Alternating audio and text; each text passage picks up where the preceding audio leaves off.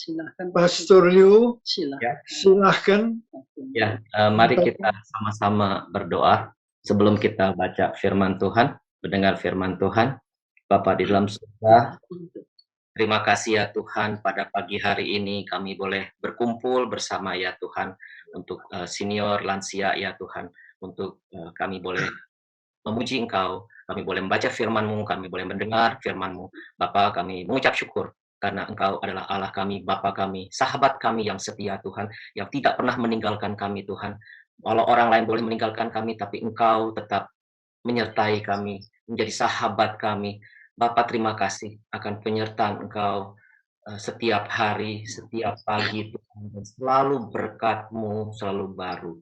Bapa, kami percaya ya Tuhan bahwa kuasa-Mu sungguh ajaib ya Tuhan, seperti lagu dikatakan, tak tersembunyi kuasa-Mu ya Tuhan. Bapa, sungguh Tuhan kuasa-Mu sangat besar.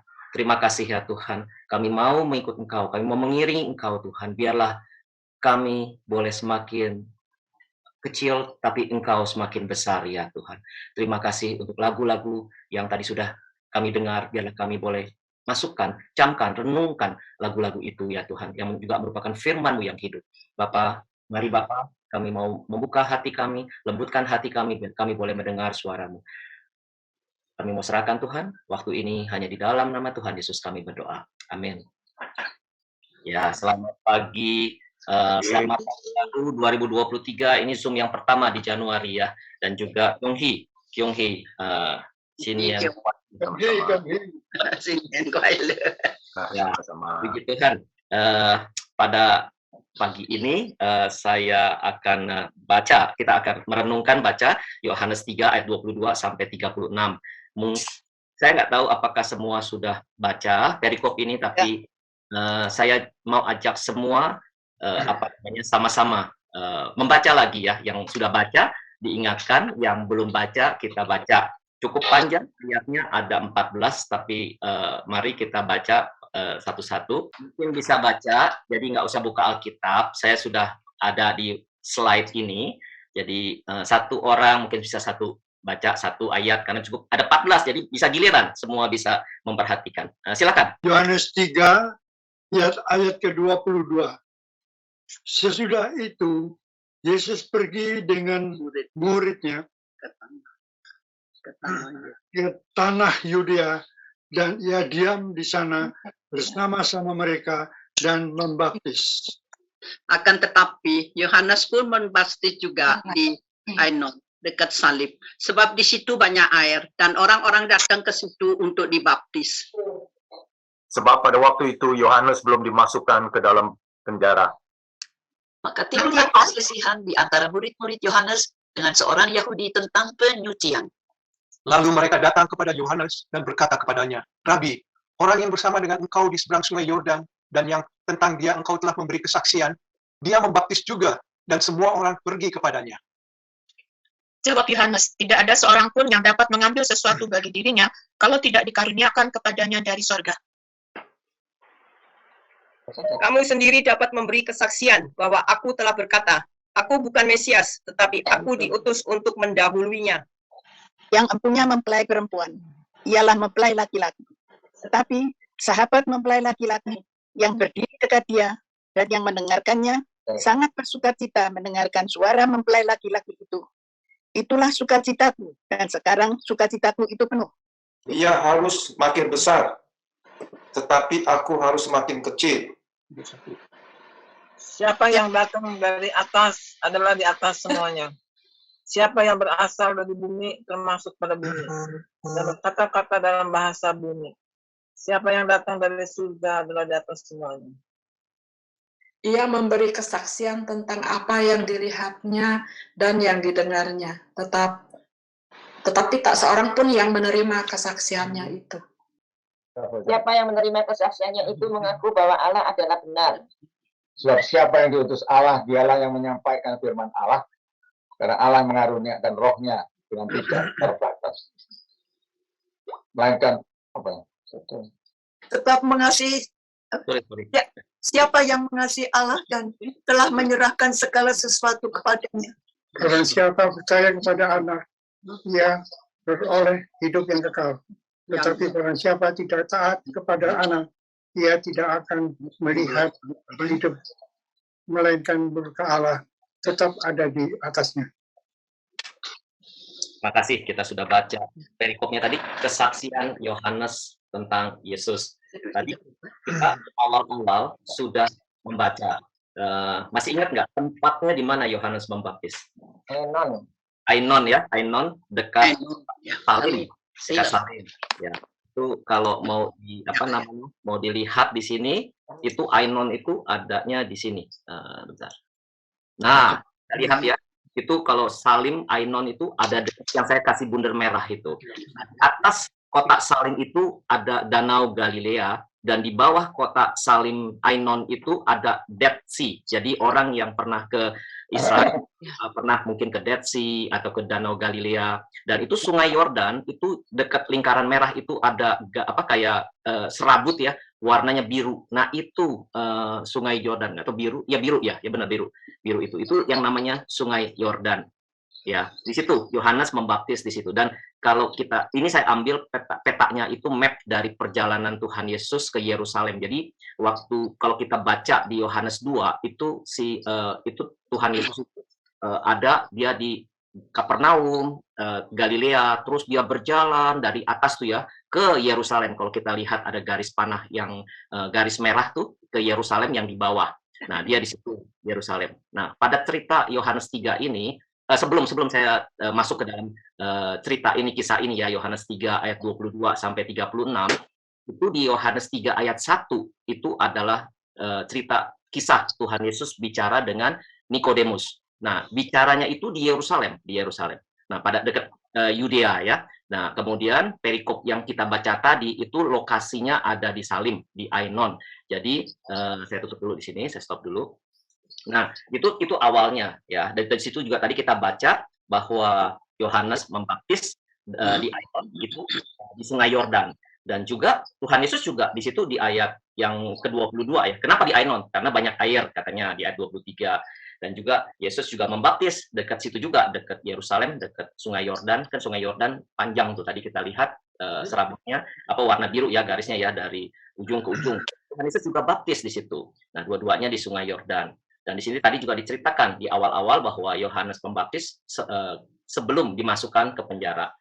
Nah, di sini tadi juga kita baca ya bahwa murid-muridnya argue dengan orang Jewish atau orang Yahudi tentang penyucian. Ya, kenapa? Mungkin bertanya-tanya, kenapa sih argue murid Yohanes dengan orang Yahudi itu tentang penyucian? Kira-kira ada yang kasih pendapat atau kasih jawaban gitu? Ada nggak yang kira-kira bisa jawab gitu? Oke, kalau nggak ada nggak apa-apa. Jadi arguing tentang jadi dia berdebat tentang tentang penyucian ayat 25. Waktu saya lihat bahwa adat Yahudi itu dia tidak percaya dengan acara baptisan atau ritual. Itu dia percayanya dengan hukum Taurat, hukum Musa. Jadi mereka tuh nggak ada gitu acara baptisan atau ritual. Jadi tentang penyucian lah ya. Nah, mereka jadi si murid-murid Yohanes udah argue, dia datang ke Yohanes ya. Nah, di sini saya mau tampilkan lagi di slide di ayat ke-26 sebentar. Nah, di sini kan murid-muridnya datang kepada Yohanes Pembaptis dan dia berkata gini, "Rabi, orang yang bersama dengan engkau di seberang Sungai Yordan," maksudnya Tuhan Yesus ya, "dan yang tentang dia engkau telah memberi kesaksian, dia membaptis juga dan semua orang pergi kepadanya."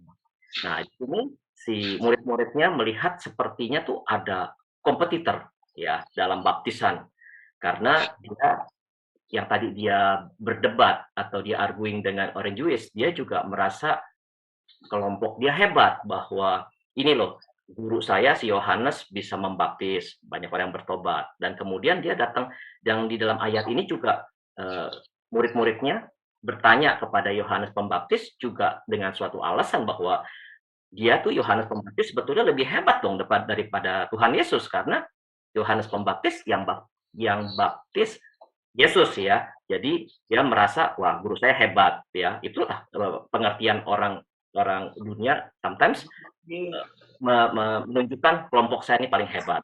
Dia juga merasa terganggu kalau misalnya si Yohanes Pembaptis ini kalah, tidak terkenal. Gitu. Jadi dia bertanya, guru katanya, ini dia yang baptis juga gitu ya. Tapi saya di sini bisa melihat bahwa si Yohanes Pembaptis itu rendah hati. Nah, rendah hati dengan menjelaskan beda antara dirinya dengan Tuhan Yesus. Inilah yang kita bisa belajar ya bahwa Yohanes Pembaptis itu mengajar rendah hati kepada murid-muridnya. Apa saja sih yang diajarin ya? Nah, di sini ada ayat-ayatnya di ayat 27 ya. Di sini dikatakan, jawab Yohanes, tidak ada seorang pun yang dapat mengambil sesuatu bagi dirinya kalau tidak dikaruniakan kepadanya dari surga. Jadi poin yang pertama, Yohanes Pembaptis itu mengingatkan murid-muridnya bahwa kita harus rendah hati. Karena apa? Karena segala sesuatu dikaruniakan oleh Tuhan. Dikaruniakan ya dari surga ya. Jadi kita dapat karunia, itu kita diajar untuk tidak sombong. Semua itu dari Tuhan. Nah, itu setiap karunia, gift, kepercayaan yang Tuhan berikan kepada kita, itu adalah blessing. Sometimes kita sebagai manusia ya suka sombong, wah ini kehebatan saya, kepintaran saya, kebisaan saya ya. Nah, ini yang Yohanes ajarkan tentang kerendahan hati. Terus yang kedua, bahwa di sini dikatakan kamu sendiri dapat memberi kesaksian bahwa aku telah berkata, aku bukan Mesias, tapi aku diutus untuk mendahuluinya. Nah, poin kedua dari kerendahan hati adalah Yohanes Pembaptis mengakui bahwa dirinya bukan Mesias, ia hanya utusan, ya, hanya utusan. Jadi Yohanes Pembaptis itu hanya utusan untuk mendahului Tuhan Yesus. Jadi dalam hal ini saya rangkumkan bahwa Yohanes Pembaptis itu mengajarkan murid-muridnya dan juga mengajarkan kita kerendahan hati. Yang pertama, segala sesuatu itu dikaruniakan oleh Tuhan. Ya, tadi ya. Kemudian kedua, kita sebagai utusan. Kemudian yang ketiga adalah Yesus harus makin besar, kita harus makin kecil. Nah, ini kan tadi yang kita nyanyikan ya di dalam lagu tadi, Yohanes 3 ayat 30, ia harus makin besar tetapi harus makin kecil. Tadi yang lagu pertama kali kita nyanyikan ya. Kita harus makin kecil. Nah, sekarang dari sini saya kembangkan lagi. Kenapa Tuhan Yesus harus makin besar? Kenapa Yesus makin besar? Itu pertanyaan yang perlu kita renungkan juga dalam kehidupan kita sehari-hari ya. Nah, ini jawabannya tuh ada 1, 2, 3, 4, 5. Semua 5. Saya dapat 5 dari ayat ini, dari pertanyaan ini. Mengapa Yesus harus makin besar? Nah, yang pertama adalah di ayat 29. Di situ dikatakan karena Yesus adalah mempelai laki-laki. Ya, ayat 29 dikatakan begini. Yesus empunya mempelai perempuan, ialah mempelai laki-laki. Tetapi sahabat mempelai laki-laki yang berdiri dekat dia dan yang mendengarkannya sangat bersukacita mendengar suara mempelai laki-laki itu. Itulah sukacitaku dan sekarang sukacitaku itu penuh. Ya, jadi yang pertama, mengapa Yesus harus makin besar? Karena Tuhan Yesus adalah mempelai laki-laki dan kita mempelai perempuan. Jadi pada waktu kita pulang ke rumah Bapa, kita disambut oleh Tuhan karena kita adalah mempelai perempuan dan Tuhan Yesus adalah mempelai laki-laki. Dia sangat senang sekali kalau kita setia, faithful ya, kita setia. Karena itulah dikatakan Tuhan sangat merindukan bahwa kalau kita tuh bisa setia waktu kita hidup di dunia ini. Nah, itu yang pertama, Yesus mengapa harus makin besar? Karena Tuhan Yesus adalah mempelai laki-laki. Yang kedua adalah di ayat yang ke-31 ya. Dikatakan begini, siapa yang datang dari atas adalah di atas semuanya. Siapa yang berasal dari bumi, termasuk pada bumi, dan berkata-kata dalam bahasa bumi. Siapa yang datang dari surga adalah di atas semuanya. Jadi dari ayat ini saya bisa mengambil suatu poin mengapa Tuhan Yesus makin besar. karena Yesus datang dari atas, datang dari surga. Itu ayat 31. Kemudian yang poin ketiga, mengapa Yesus harus makin besar? Itu ada di ayat ke-32. Dikatakan begini, dia memberi kesaksian tentang apa yang dilihatnya dan yang didengarnya. Tetapi tak seorang pun yang menerima kesaksiannya itu. Jadi poin ketiga adalah kenapa Tuhan Yesus makin besar? Karena Tuhan Yesus melihat dan mendengar langsung dari Bapa. Itu poin ketiga. Ya. Dalam hal ini Yesus berkata-kata tentang apa yang didengar dari Bapa. Dia nggak bicara kata orang. Kan kadang-kadang kita juga mendengar sesuatu, oh kata orang gini-gini, tapi kita nggak dengar sendiri ceritanya. Ya, itu yang namanya gosip ya. Kita biasa dengar dari orang, terus kita sampaikan kemana, itu kan yang namanya gosip.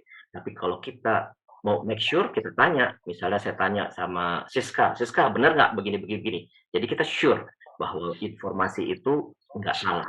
Nah, kita perlu untuk belajar mendengar dari Bapak. Kita baca firman Tuhan, kita renungkan firman Tuhan. Jadi kita juga bisa tahu apa sih yang Tuhan mau. Karena Tuhan Yesus mengajar di sini ya untuk kita selalu membaca firman Tuhan, karena firman Tuhan adalah Bapak sendiri yang berfirman. Kemudian yang keempat, kenapa Tuhan Yesus makin besar? Nah, ayatnya ada lagi. Ayatnya di slide yang ini dikatakan begini. Sebab siapa yang diutus Allah, dialah yang menyampaikan firman Allah, karena Allah mengaruniakan rohnya dengan tidak terbatas. Jadi poin keempat bahwa kenapa Tuhan Yesus makin besar? Karena Bapa mengaruniakan rohnya dengan tidak terbatas kepada Tuhan Yesus. Kita juga sebetulnya dikaruniakan roh. Nah, kita bisa pakai yang Roh Kudus yang Bapak sudah berikan kepada kita. Kita perlu berdoa, kita perlu untuk selalu menanya kepada Bapa dengan dalam doa ya. Nah, sebetulnya kalau doa kan artinya apa kalau doa? Doa itu bukan hanya kita minta-minta saja. Doa itu adalah komunikasi dengan Bapa. Ya, sekarang saya tanya sama dengan Citina, ya Citina. Kalau misalnya Citina ngomong sama Ko Davidnya diam aja, Citina marah nggak?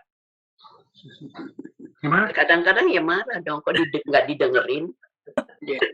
Tapi Ko Davidnya nggak marah. jadi kalau komunikasi kan perlu apa? Dua arah.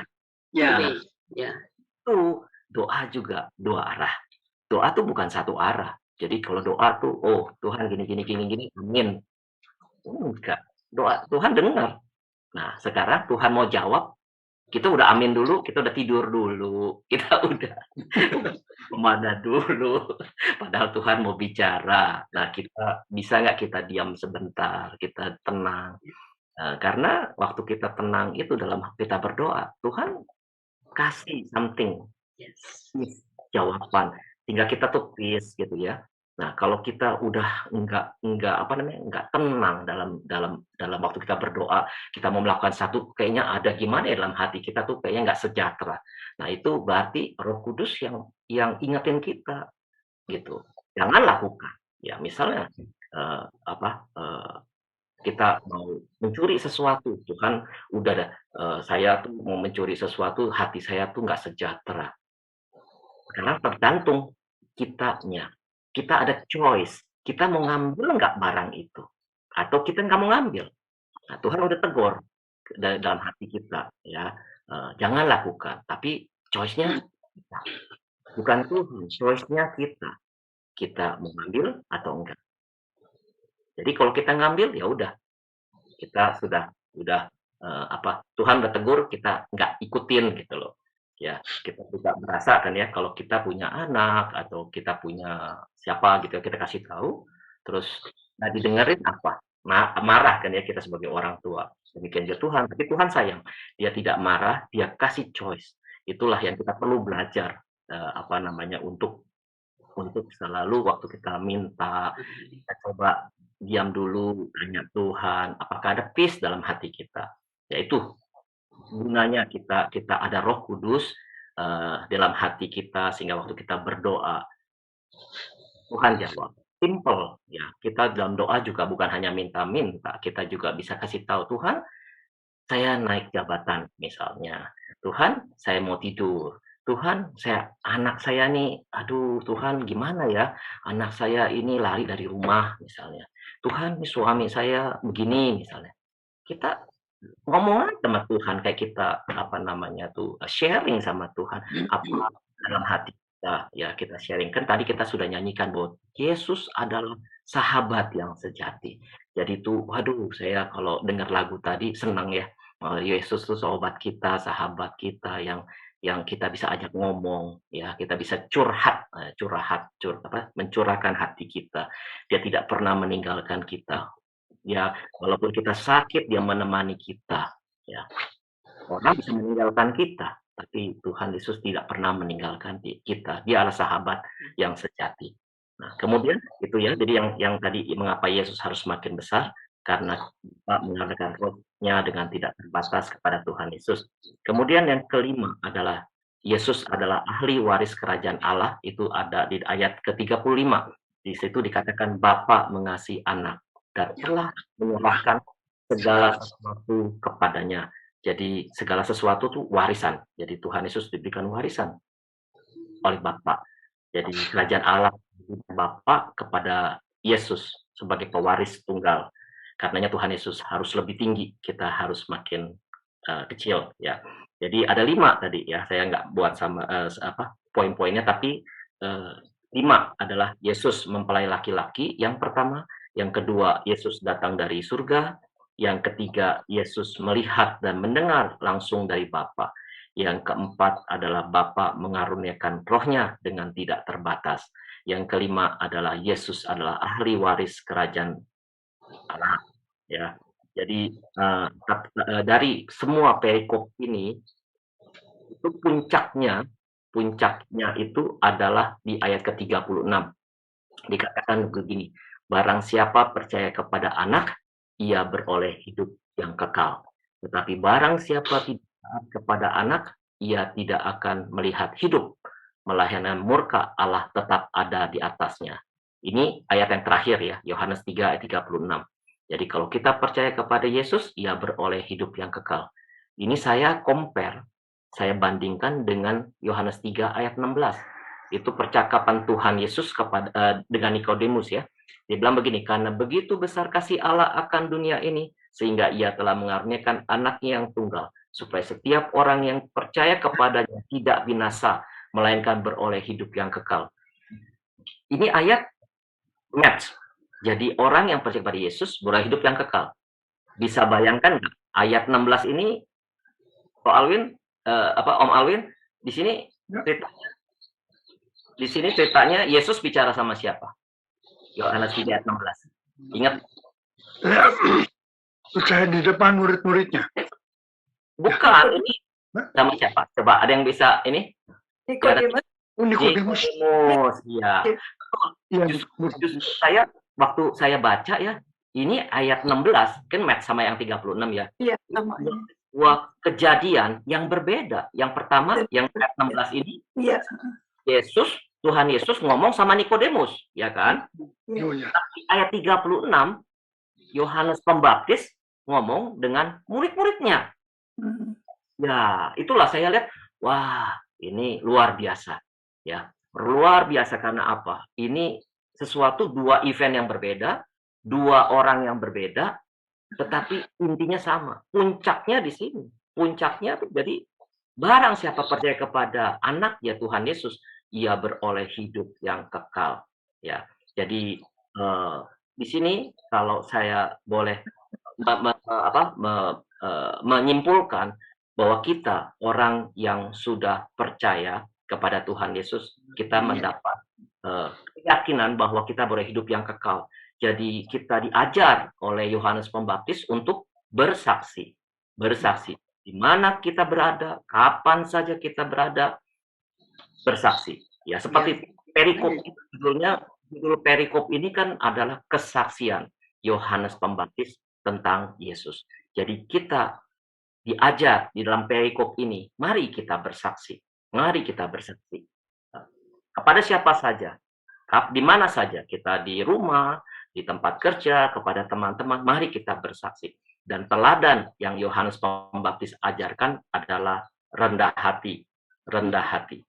Bagaimana kita bisa rendah hati? Nah, ini tadi bersaksi ya, conclusion-nya. Kita harus bersaksi, kita harus percaya, kita saksikan. Kemudian rendah hati. Ya, rendah hati apa?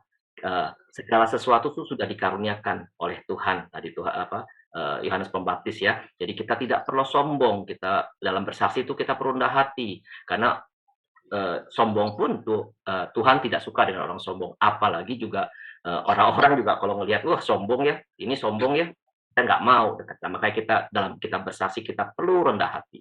Karena kita diajarkan untuk diingatkan untuk segala sesuatu itu dikaruniakan oleh Tuhan, bukan karena wah kepintaran atau apa. So, anugerah, grace ya. Kemudian juga kita diajar oleh Yohanes Pembaptis untuk bahwa kita tuh sebagai utusan aja, kita sebagai di sini sebagai saksinya. Jadi kita belajar untuk ingat bahwa kita tuh sebagai utusan. Yang ketiga, bahwa kita seperti lagi juga lagu yang dinyanyikan bahwa biarlah Yesus harus makin besar dan kita harus makin kecil. Ya. Kita harus makin kecil. Itu aja yang saya ingin sharing pagi ini tentang apa namanya, tentang perikop Yohanes 3 ayat 22 sampai 36. Ya, ini yang saya mau sharing. Mungkin ada yang mau tanya atau mau beri kesaksian, saya persilahkan. Saya mau tanya, Ini ada kesaksian. Pastor Liu, saya mau tanya persoalan waktu Yesus dengan John itu bedanya jadi dulu mana sebetulnya? Ini pelajaran John dengan pelajaran Yesus. Ada yang bisa jawab? Apa pertanyaannya? Yohanes sama Yesus. Yohanes sama Yesus ini timingnya lebih dulu siapa?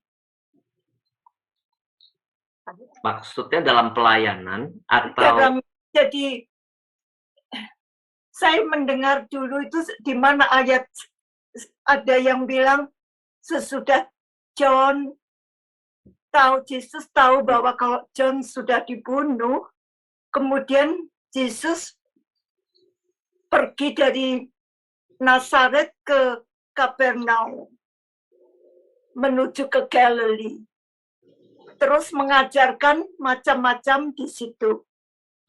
Jadi saya ada mendengar itu di Matius atau di mana itu.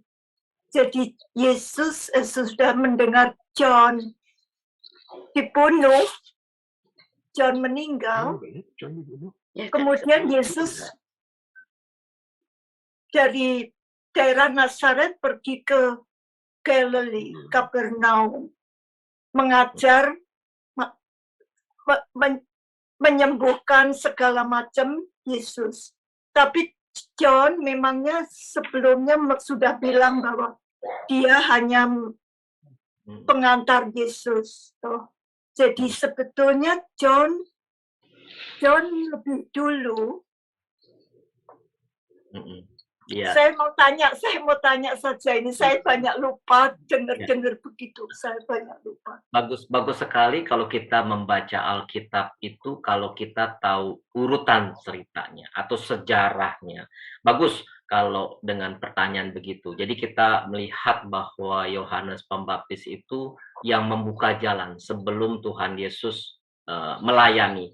Karena juga dia kan juga dinubuatkan di dalam perjanjian lama dan ini digenapi. Nah, ini bagusnya ya, bahwa di dalam perjanjian lama itu ada nubuatan-nubuatan dan digenapi, bahwa Yohanes Pembaptis juga sudah dinubuatkan bahwa dia sebagai pembuka jalan, sebagai sebagai pembuka jalan untuk membuka jalan supaya Yesus bisa melayani. Nah, jadi memang Yohanes Pembaptis itu dibunuh oleh dipenggal kepalanya oleh Raja Herodes, permintaan istrinya yang menginginkan kepala daripada Yohanes Pembaptis.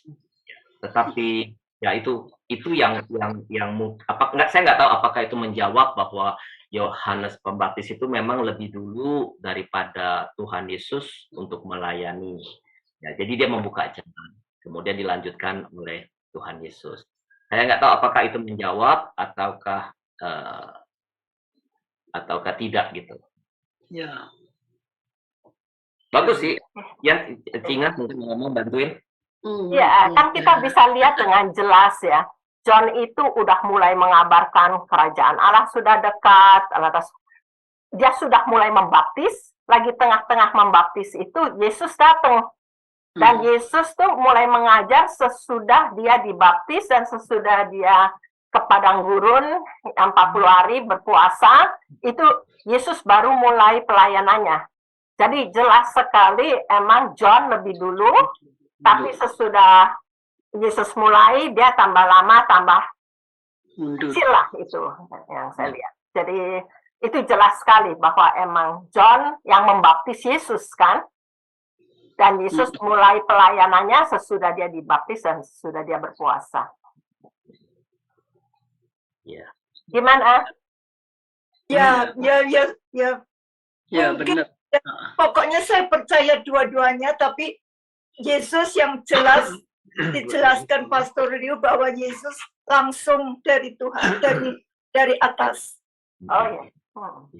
Tapi maksud kamu tadi kan Yesus melebihin John. Jadi dia langsung dari bapaknya, dari atas.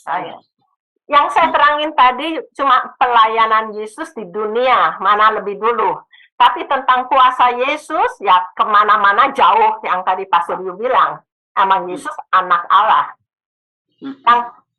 Yang saya belajar tadi, yang dia harus bertambah, harus makin berkurang, itu sebetulnya adalah hukum yang paling utama untuk seluruh anak Tuhan, hamba Tuhan, pelayan Tuhan. Jangan sampai banyak pelayan Tuhan, kadang-kadang mau ngambil kredit juga buat mereka. Jadi lantas ngambil dikit-dikit akhirnya kebablasan. Makanya sering terjadi cult segala macam. Jadi itu Yohanes itu benar-benar memberikan bahwa hukum terutama kita sebagai hamba Tuhan yang humility itu, kita harus menunjuk selalu kepada Tuhan. Segala kemuliaan hanya bagi Tuhan. Ya, makanya harus makin berkurang, dia harus makin bertambah. Itu tuh kita benar-benar mesti ngerti. Sama saya satu yang saya mau bicarakan di ayat yang ke-36.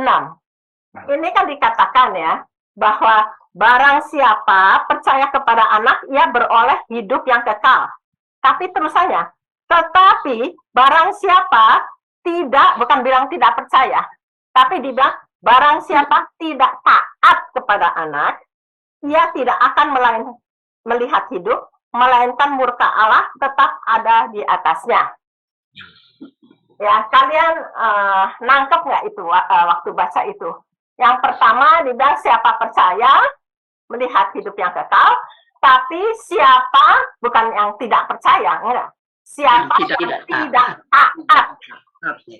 Ya. Itu gimana kok menurut saudara? Saudara kok lihat itu waktu baca itu gimana?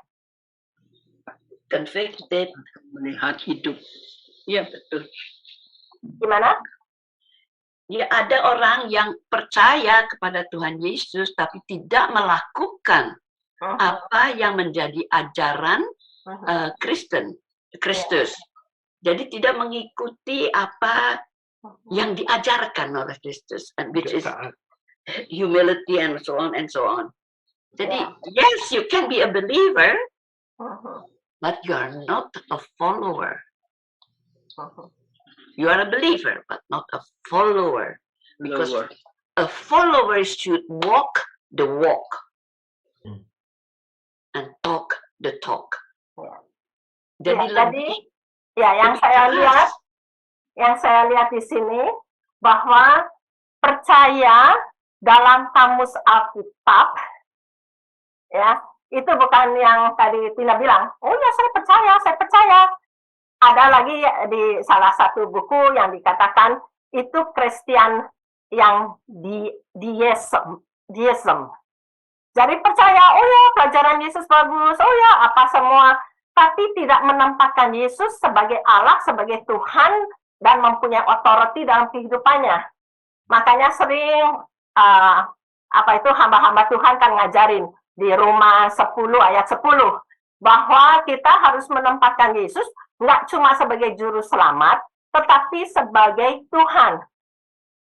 Itu lebih penting. Jadi kalau kita menganggapnya kita percaya, ajarannya bagus, tapi kita itu nggak menempatkan sebagai Tuhan. Makanya Tuhan juga bilang kan selalu kita mesti kasih kepada Tuhan, tapi takut akan Tuhan supaya kita taat. Jadi di sini ini kita mesti belajar seperti yang diajarkan juga. Firman tanpa perbuatan adalah mati. Jadi saya juga percaya bahwa percaya tanpa ketaatan kepada Tuhan itu juga sia-sia, nol besar ya. Oke, saya cuma mau nambahin itu aja. Ini contoh ya, contoh begini, soal mendengar juga, ini sama. Itu kita mesti belajar. Tadi poinnya Pastor Leo, itu perikopnya semua bagus. Yesus saya mendengar Bapak. Kita tadi dibilangkan suami istri kalau ngomong. Tadi dibilangin kadang-kadang kita tuh nggak mendengarkan apa dari pihak satunya itu ngomong apa. Itu sering kejadian. Bila dari kita juga, saya ngomong apa, Inge udah ngomong apa dulu. Inge ngomong apa, saya juga ngomong apa. Ini lagi cerita mendengarkan, ya. Ini soal mendengarkan ya. Saya berasa itu kalau kita bisa mengatasi di situ semua. Maksudnya ke Yesus, dia mendengar Bapa, dia dengan diam dia mendengar, mentaati. Saya juga lagi belajar gitu. Oke, tunggu, si Inge bilang apa ini? Jangan manusia selalu ingin keluar poinnya dulu. Saya sendiri juga suka gitu. Jadi maksudnya tuh jangan itu aku. Maka itu tadi lagu itu saya selalu bilang iya ya, benar itu ayat itu. Maka itu artinya kita yang berkurang tetapi dia bertambah. Jadi waktu mendengar itu tungguin aja. Kalau Yesus kan ditungguin Bapak, saya tungguin Inge juga. Nah, terus Inge juga gitu, tungguin saya. Ini praktek antara kita berdua. Sebabnya kita tuh bisa juga belajar dari situ kita bisa bersaksi ya antara suami istri dulu.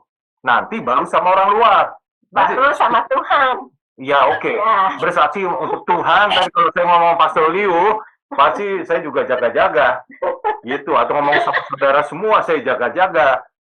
Itu prakteknya di rumah. Udah, itu aja. Boleh saya tanya? Ya. Ini cuma boleh nambahin, nggak boleh nanya. Yang jawab kan bisa Okay, semua. I'm too humble myself. Oke, yang balik yang ayat 36 itu. Jadi can you explain anybody bedanya jadi hidup yang kekal dan dengan itu yang di bawahnya kan ia tidak akan melihat hidup. So what is the difference gitu? Kekal dan hidup.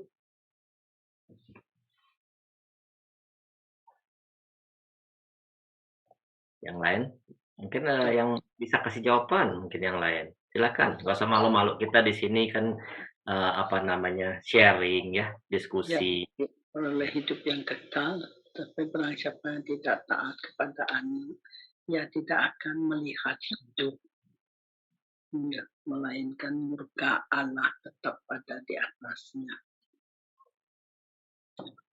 Ia tidak akan melihat hidup. Yang satunya hidup yang kekal. Ya, hidup nih.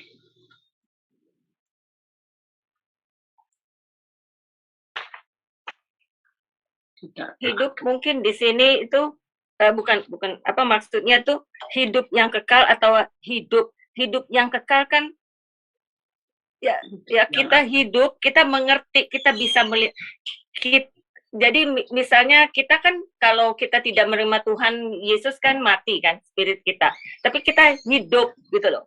Kita hidup, kita bisa mengerti firman, kita bisa melakukan firman. Kalau enggak, kita nggak ngerti, kita mati. mati spiritual gitu loh. Iya. Itu saya punya pengertian sih. Hidup yang kekal itu maksudnya terus kita sampai infinity gitu ya. Kalau kita mati kita nggak mati, kita nggak masuk neraka misalnya. Apakah ini bisa dalam konteks yang tidak akan melihat hidup, itu maksudnya sebenarnya will never experience eternal life because he is already under the judgment of God. Mungkin nggak? Dalam ketaatan itu, karena barang siapa yang percaya eternal life itu it's a taken. Tetapi untuk yang tidak taat kepada Tuhan, dia itu will never experience eternal life karena he is under the judgment of God already. Ya, kan Tuhan bilang, aku adalah jalan, kebenaran, dan hidup. Siapa yang tidak melihat, tidak taat kepada anak Allah, ya dia tidak hidup. Karena dia tidak menerima Tuhan Yesus. Tuhan Yesus adalah hidup, kan? Aku adalah jalan, kebenaran, dan hidup. Jadi dia seperti tadi Tina bilang, betul, kalau dia sudah tidak hidup, bagaimana dia akan bisa menerima kehidupan kekal, kan? Oke, sekarang saya boleh ngomong? Iya. Boleh. Kenapa nunggu gitu lama? Kasih. Sekarang kita balik ke kejadian. Tuhan bilang, kalau kamu makan buah ini, kamu akan mati. Benar nggak? Mati rohani. Ya, it's exactly. Nah, sekarang kalau kita nggak taat, kita juga mati rohani. Kita nggak hidup. Itu jadi apa itu? Padahal kalau kita ngelihat, ya kan ini sering kita dengar kayak Adam dan Hawa, itu kan masih hidup, masih bisa punya anak, masih bisa jalan-jalan, masih bisa segala macam. Tapi di mata Tuhan tuh, separation dengan Tuhan itu adalah kematian. Ya kan? Ini. Jadi saya ngelihat ini ya itu, hidup itu di mata Tuhan, jadi kita kalau nggak taat, seperti Adam dan Hawa, waktu dia makan buah, Tuhan bilang engkau akan langsung mati. Ya kan? Nggak hidup kan? Ini kamusnya Tuhan loh ya, ceritanya ya. Jadi kalau ini saya pernah dengar ya. Benar itu kalau kita ini kamu saya. Kalau saya kamus Alkitab. Oke, kamus Alkitab. Saya dengerin kan kamus Alkitab. Itu saya untuk ngomong gini supaya saya ngerti. Kalau taat itu kalau keterlaluan kita tuh nggak taat, itu judgment-nya mati. Itu selalu gitu. Kalau saya percaya gitu. Terus kalau taatnya itu ya setengah-setengah gitu-gitu, ya saya percaya kita selamat. Ini saya pernah dengar. Lalu kita ke eternity, kita hidup bersama dengan Tuhan kalau mati. Tetapi di situ ketaatan itu dibutuhkan. Sebab kita nanti kalau di surga, ya kita tuh bisa menikmati segala macam-macam apa yang kita sudah belajar dari Bible. Jadi kita mesti go along with Tuhan. Ketaatan itu dibawa sampai kita mati di dalam hidup bersama, gitu. Kita selamat gitu. Nah itu yang kita bilang, oh saya juga mau di sana hidupnya juga senang. Maka itu saya nggak tahu nih benar nggak. Ada tingkatan itu mahkota ini. Itu saya pengen mahkota yang paling tinggi, gitu. Udahlah itu kamus saya, tapi ya kamus dari Bible saya belajar. Oke, tapi kekal itu tetap berarti diterima oleh Tuhan kan? Iya. Betul. Eternity, kekal. Tetapi where will you be? Saya juga mau ngomong sebentar. Ya. Saya pernah dengar bahwa di dunia jadi yang bilang semua kehidupan later on itu jadi seperti sudah ada orang yang dalam sekarang ini sudah hidup di sorga. Jadi, nah itu saya mendengar itu. Iya. Betul. Jadi saya dengar kehidupan itu justru sekarang ini. Itu surga atau tidak, itu di sekarang ini. Jadi itu ada dua hal yang saya baru pikirkan juga. Jadi tidak menunggu later. Pasti. Ya. Ya, sekarang ini. Ya. Jadi itu you live in a dengan Tuhan. Heaven on earth. Dan surga. Dengan Tuhan itu di dunia. Makanya kan pernah kan kita dengar kan orang bilang bahwa iman yang kecil membawa kita ke surga. Tapi iman yang besar membawa surga ke dalam kehidupan kita. Ya. Jadi sebetulnya artinya kita berasa surga itu kita merasa damai sejahtera, sukacita, kita mempunyai hubungan yang erat dengan Tuhan. Itu udah bisa dimulai dari sini, nggak mesti nunggu mati dulu. Ya. Nah makanya kamu mau ngomong lagi kok tangannya. Belakangan saya pikirkan persoalan perbedaan ya. Jadi ada orang yang memang selalu takut terus sebab nanti tidak bisa masuk ke atas. Jadi apa ke surga ya. Jadi dengan cara macam-macam ya. Macam-macam saya pikir nanti bisa bersama di dalam ruangan sama, kita semua masuk bersama segala. Jadi kalau yang tidak bersama kuburannya nanti akan tidak tahu kemana ya. Saya kira itu saya mikirkan itu kenapa ada sesuatu grup yang mesti harus kuburannya satu. Itu saya baru mikirkan itu. Saya sampai sering nggak bisa tidur. Ini yang kita kocar-kacir ya, kocar-kacir gitu. Itu saya baru belakangan saya baru sering nggak bisa tidur. Tapi saya untung juga ini Pastor Liu bilang, ada beberapa yang bilang ya, saya yang ini yang kocar-kacir ini bagaimana gitu. Itu udah tangan Pastor Liu. Gimana Pastor Liu? Terakhir Om Alwin mau ngomong, udah gitu kita closing. Nanti saya akan. Kita lahir, kelahiran kita sebetulnya itu dari mana? Menurut hemat saya, kelahiran kita itu dari Tuhan. Ya. Setelah kita lahir, terus kita lepas dari Tuhan, dan kita diberi pilihan. Apakah kamu percaya sama Tuhan atau tidak? Apabila kita percaya dan mengikuti ajaran-ajaran Tuhan, bila kita mati, kita akan kembali ke rumah di mana dulu kita ada, yaitu bersama dengan Tuhan. Apabila kita tidak percaya, maka kita mengambil jalan. Ada dua jalan. Waktu kita lahir, di depan kita tuh ada dua jalan.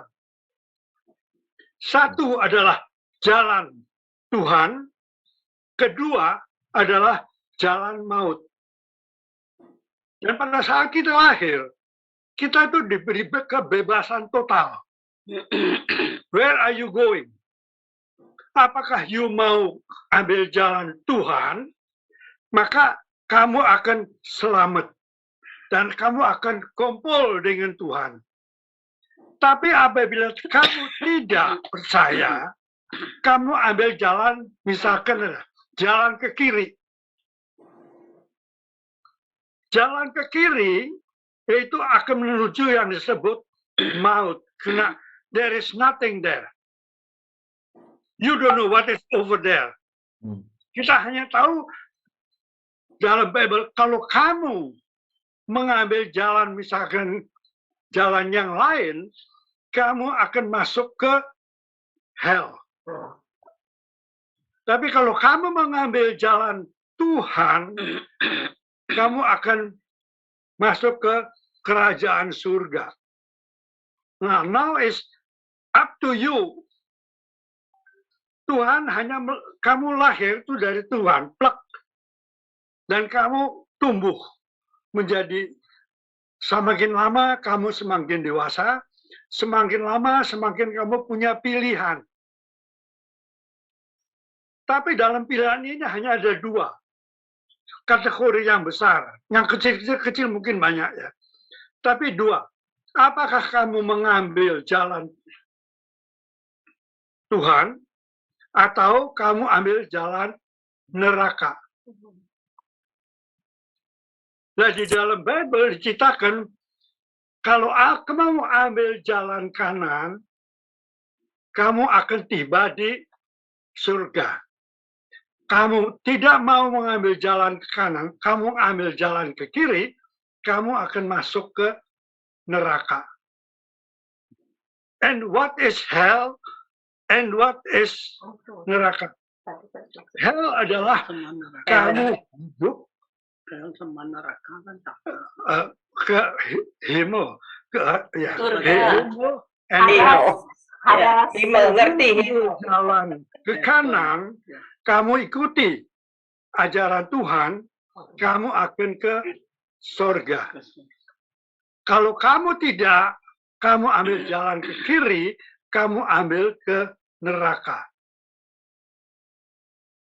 What is hell? What is neraka? Oke. Di Bible dijelaskan, pergi ke surga, ya enggak, you hidup bersama dengan Tuhan. Kamu tidak ngambil ke situ, kami hidup ke neraka. Oleh karena itu, maka sejak kecil kita sudah selalu diberitahukan, jadilah orang baik. And what is baik?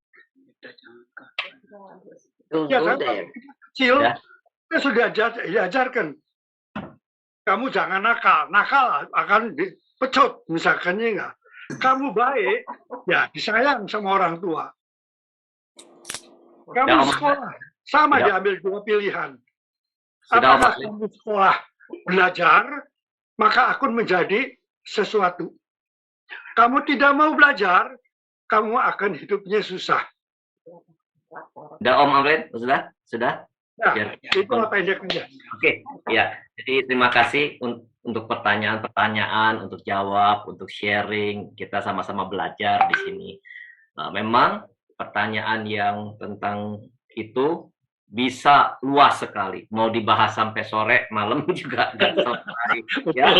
Yang pertama, jangan bingung. Jangan bingung. Ya, kita percaya bahwa Tuhan Yesus sudah mengatakan, Yohanes 3:16 mengatakan di sini, saya bacakan lagi Yohanes 3 ayat 16 ya, dikatakan begini, barang siapa percaya kepadanya, ia tidak akan dihukum.